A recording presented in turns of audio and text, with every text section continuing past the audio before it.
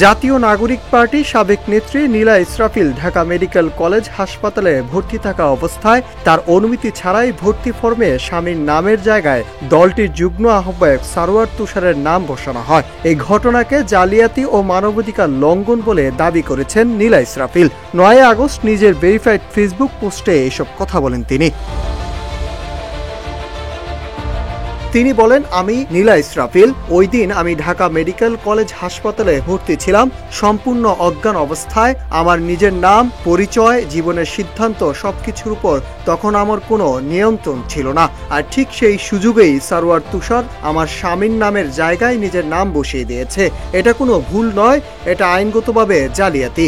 বাংলাদেশ দণ্ডবিধি 468 ও 471 ধারায় স্পষ্টভাবে বলা আছে, প্রমাণ হিসাবে ব্যবহারযোগ্য নথি মিথ্যা তথ্য দিয়ে তৈরি করা এবং তা ব্যবহার করা শাস্তিযোগ্য অপরাধ। ওয়ালটন এখন দেশের সীমানা পেরিয়ে পৌঁছে গিয়েছে 50টিরও বেশি দেশে।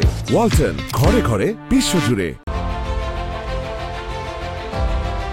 তিনি আরও বলেন, এছাড়াও বাংলাদেশে তথ্য ও যোগাযোগ প্রযুক্তির আইনে অনুমতি ছাড়া কারো ব্যক্তিগত তথ্য পরিবর্তন করাও অপরাধ। আমার অনুমতি ছাড়া আমার পারিবারিক পরিচয় বিকৃত করা মানে শুধু আমার সামাজিক সম্মানকে আঘাত করা নয়, এটি আমার মানবাধিকার লঙ্ঘন। Universal declaration of human rights ধারা 3, 5, 12 ও 22 অনুযায়ী আমার ব্যক্তিগত মর্যাদা, গোপনীয়তা এবং আইনি নিরাপত্তার অধিকার ক্ষুণ্ণ করা হয়েছে। হাসপাতালের নথিতে এই ভুয়া তথ্য ভবিষ্যতে আমার বিরুদ্ধে ব্যবহার হতে পারে, আমার সামাজিক ও আইনগত নিরাপত্তাকে হুমকির মুখে ফেলতে পারে বলেন তিনি।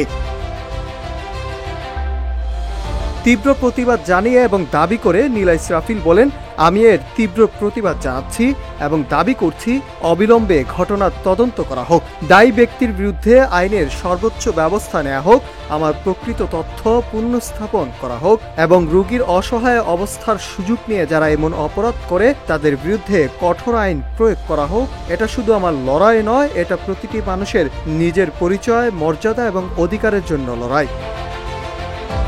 Nahid Hasan, news desk, Ittefaq.